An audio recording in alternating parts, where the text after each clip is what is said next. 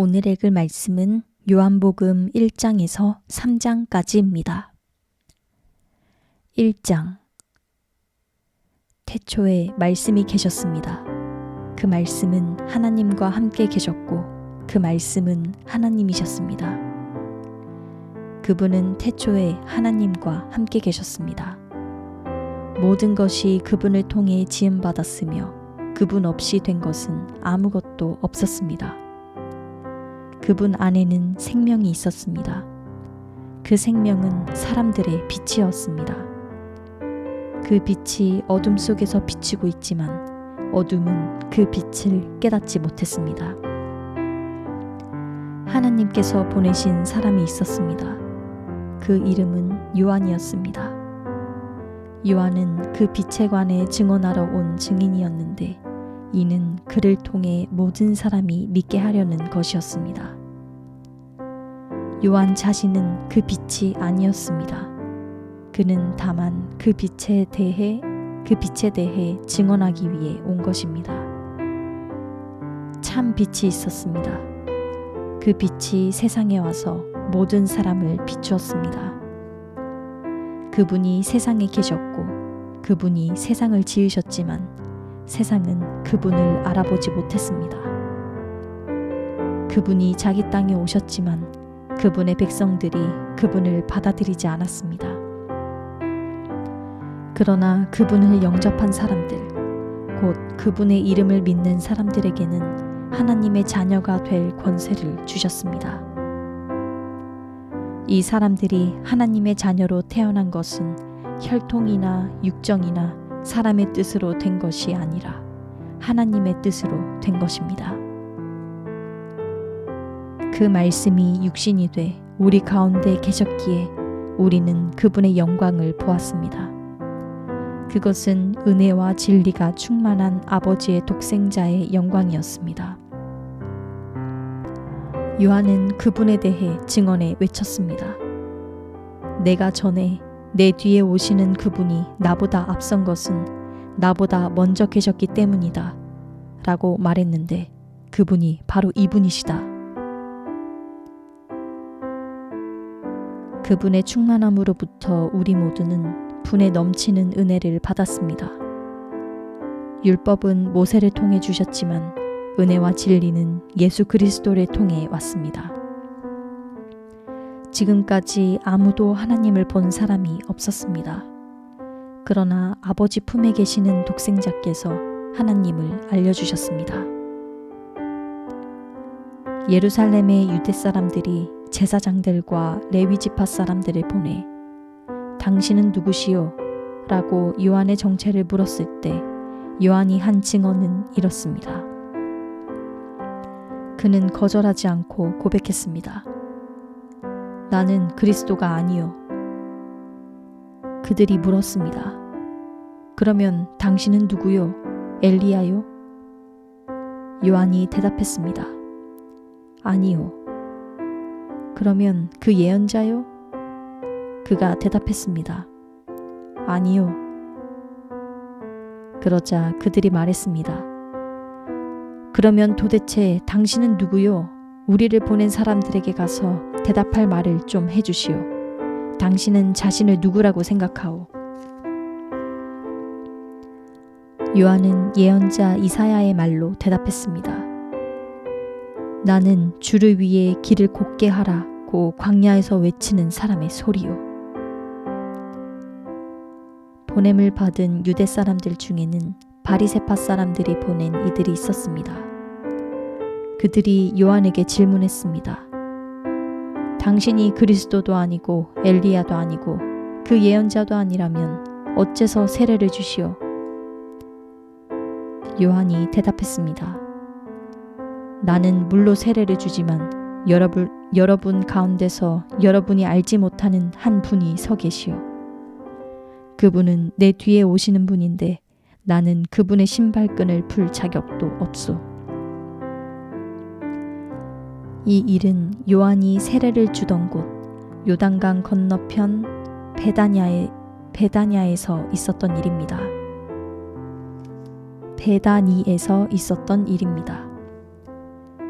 다음 날 요한은 예수께서 자기에게 다가오시는 것을 보고 말했습니다. 보시오, 세상 죄를 지고 가시는 하나님의 어린 양이십니다. 내가 전에 내 뒤에 오시는 분이 나보다 앞선 것은 그분이 나보다 먼저 계셨기 때문이다 라고 말했던 분이 바로 이분이십니다. 나도 이분을 알지 못했습니다. 그러나 내가 와서 물로 세례를 주는 까닭은 바로 이분을 이스라엘에게 알리기 위해서입니다. 그리고 요한은 또 이렇게 증언했습니다. 나는 성령이 하늘에서 비둘기같이 내려와 그분 위에 머무는 것을 보았습니다. 나도 이분이 그분인 줄 알지 못했습니다. 그러나 물로 세례를 주라고 나를 보내신 분이 어떤 사람에게 성령이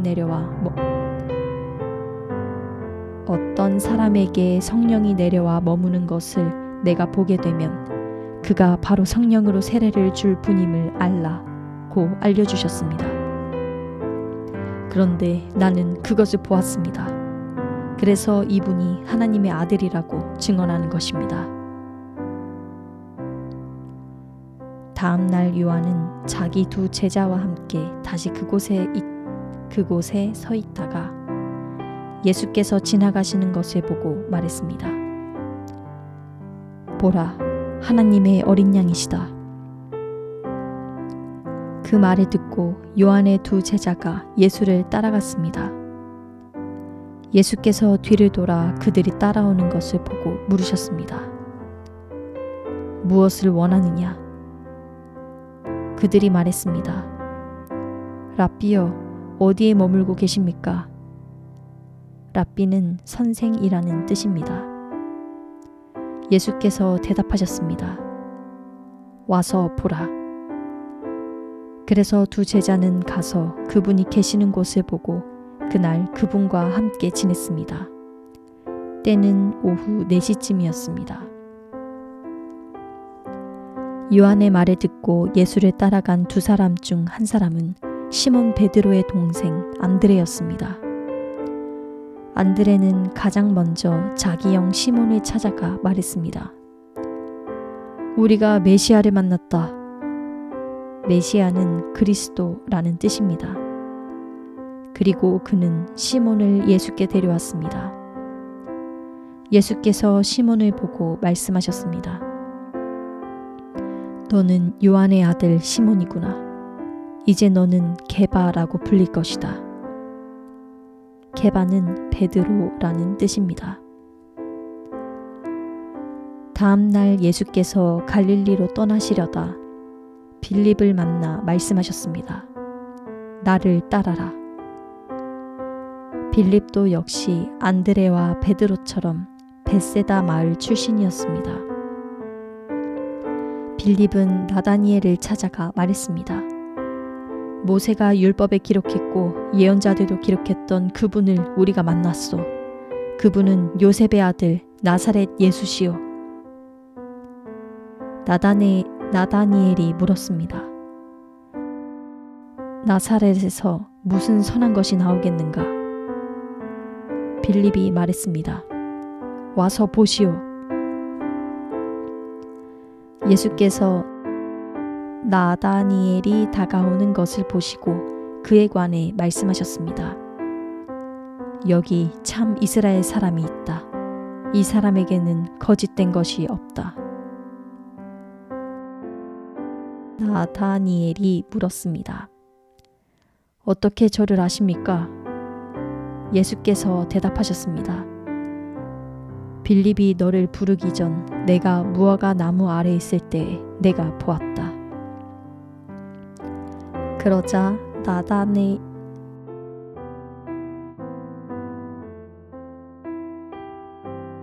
나다니엘이 대답했습니다. 랍비여, 당신은 하나님의 아들이시며 이스라엘의 왕이십니다. 예수께서 그에게 말씀하셨습니다. 내가 무화과 나무 아래에 있던 너를 보았다고 해서 믿느냐? 이제 그보다 더 큰 일도 보게 될 것이다. 그리고 예수께서 덧붙여 말씀하셨습니다. 내가 진실로 진실로 너희에게 말한다. 너희는 하늘이 열리고 하나님의 천사들이 인자 위에서 오르락 내리락 하는 것을 보게 될 것이다. 2장 3일째 되던 날 갈릴리 가나에서 결혼식이 있었습니다. 예수의 어머니도 그곳에 계셨고 예수와 제자들도 그 결혼식에 초대받았습니다. 그런데 포도주가 다 떨어지자 예수의 어머니는 예수께 와서 포도주가 다 떨어졌구나 라고 말해 주었습니다. 예수께서 대답하셨습니다. 어머니, 그것이 나와 당신에게 무슨 관계가 있다고 그러십니까? 아직 내 때가 이르지 않았습니다. 그러나 예수의 어머니는 하인들에게 말했습니다. 무엇이든 그가 시키는 대로 하라. 가까운 곳에 돌 항아리 6개가 놓여 있었습니다. 그것은 유대 사람들의 정결 예식에 쓰이는 것으로서 각각 물 2에서 3 메트레테스가 들어가는 크기의 항아리였습니다. 예수께서 하인들에게 말씀하셨습니다. 저 항아리들에 물을 채우라. 그래서 그들은 항아리마다 물을 넘치도록 가득 채웠습니다. 그러자 예수께서 그들에게 말씀하셨습니다. 이제 물을 떠서 잔치 책임자들에게 갖다 주라. 그들은 그렇게 했습니다. 잔치 책임자는 물이 변에 된 포도주를 맛보았습니다. 그는 그 포도주가 어디에서 났는지 알지 못했지만 물을 떠온 하인들은 알고 있었습니다. 잔치 책임자는 신랑을 불렀습니다. 그러고는 이렇게 말했습니다. 누구든지 처음에는 맛 좋은 포도주를 내오다가 손님들이 취하면 덜 좋은 포도주를 내는 법인데 당신은 가장 좋은 포도주를 지금까지 남겨두었군요.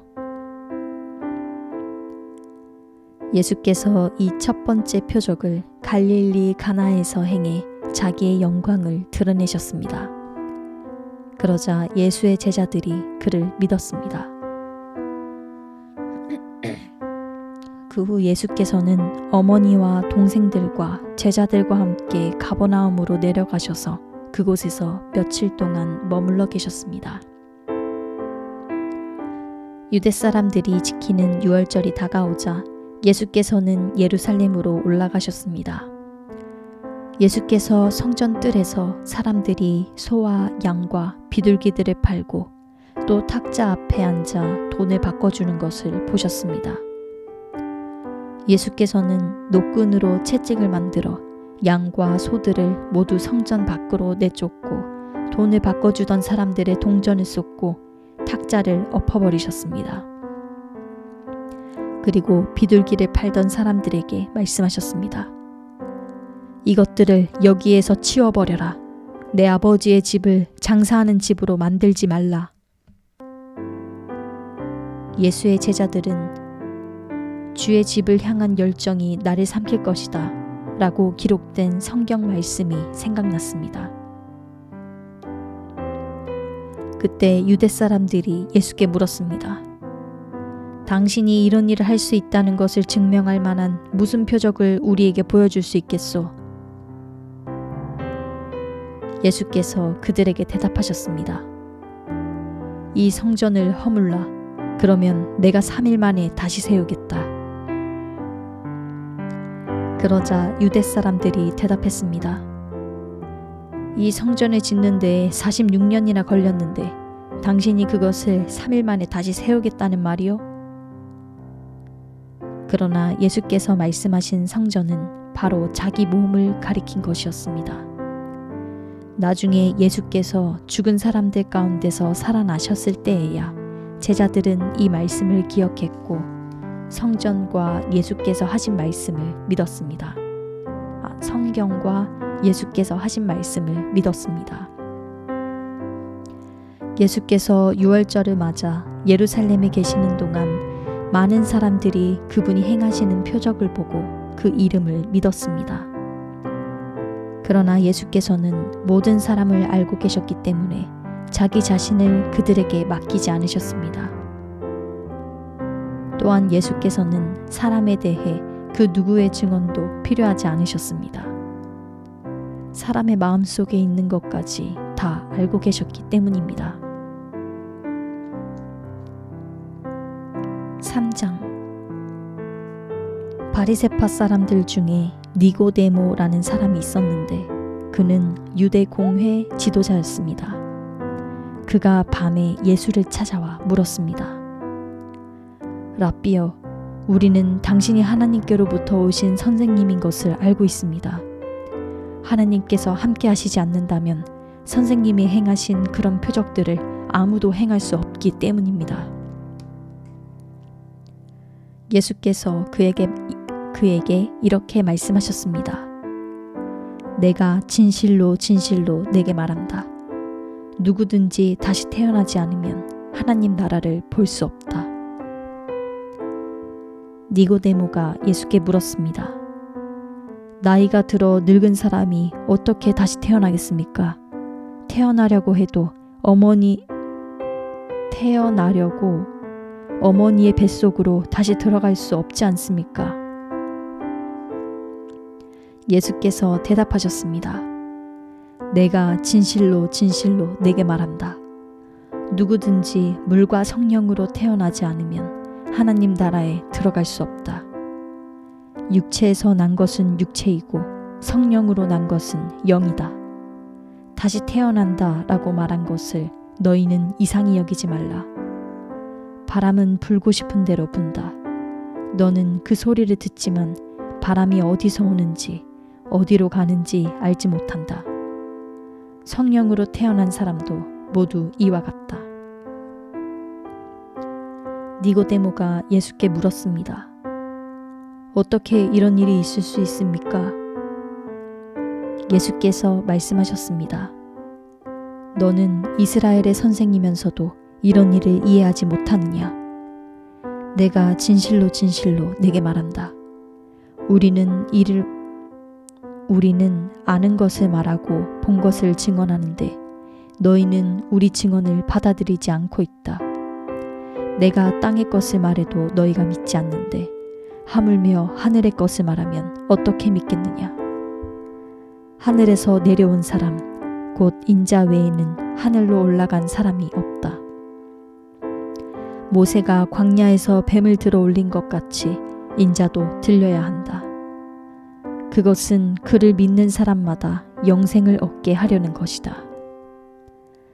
하나님께서 세상을 이처럼 사랑하셔서 독생자를 주셨으니 이는 그를 믿는 사람마다 멸망하지 않고 영생을 얻게 하려는 것이다.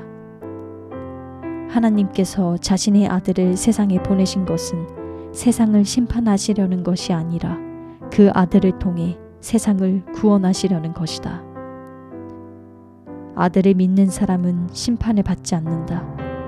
그러나 믿지 않는 사람은 이미 심판을 받았다. 하나님의 독생자의 이름을 믿지 않았기 때문이다. 그 심판은 이것인데 곧 빛이 세상에 왔지만 사람들은 자기 행위가 악하기 때문에 빛 대신 어둠을 사랑한 것이다. 악을 행하는 사람마다 빛을 미워하고 자기 행위가 드러날까 두려워해 빛으로 나오지 않는다. 그러나 진리를 따라 사는 사람은 빛으로 나아온다. 그것은 자기의 행위가 하나님 안에서 이루어졌음을 나타내려는 것이다. 그 후 예수께서 제자들과 함께 유다 지방으로 가셔서 거기서 얼마 동안 제자들과 함께 머무르시며 세례를 주셨습니다. 요한도 살렘 가까이에 있는 에논에서 세례를 주고 있었습니다. 그곳에는 물이 많았기 때문입니다. 사람들이 나와 세례를 받았습니다. 이때는 요한이 아직 감옥에 갇히기 전이었습니다. 요한의 제자들 중 몇 사람과 어떤 유대 사람 사이에 정결 의식과 관련해 논쟁이 붙었습니다. 요한의 제자들이 요한에게 와서 말했습니다. 라삐여, 전에 요단강 건너편에서 선생님과 함께 계시던 분, 선생님이 증언하셨던 그분이 지금 세례를 주고 있는데 사람들이 다 그분께로 가고 있습니다. 이 말에 요한이 대답했습니다. 하늘에서 주시지 않으면 사람은 아무것도 받을 수 없다. 내가 전에 나는 그리스도가 아니고 그분보다 앞서 보냄을 받은 사람이다 라고 한 말을 증언할 사람들은 바로 너희다. 신부를 얻는 자는 신랑이다. 그러나 신랑의 친구는 신랑을 기다렸다가 신랑의 음성을 들으면 그 음성으로 인해 매우 기뻐한다. 나는 이런 기쁨으로 충만하다. 그분은 흥해야 하고 나는 쇠해야 한다. 위에서 오시는 그분은 모든 것 위에 계시는 분이시다. 땅에서 난 사람은 땅에 속해 땅의 것을 말한다. 그러나 하늘에서 오시는 그분은 모든 것 위에 계신다. 그분은 보고 들은 것을 증언하신다. 그러나 아무도 그 증언을 받아들이지 않는다. 그분의 증언을 받아들인 사람은 하나님이 참되신 분임을 인정하는 것이다. 하나님께서 보내신 그분은 하나님의 말씀을 전하신다. 그것은 하나님께서 그분에게 성령을 한없이 주셨기 때문이다. 아버지께서는 아들을 사랑하셔서 모든 것을 아들의 손안에 맡기셨다. 아들을 믿는 사람에게는 영생이 있다. 그러나 아들에게 순종하지 않는 사람은 생명을 보지 못하고 도리어 하나님의 진노를 받게 된다. 아멘.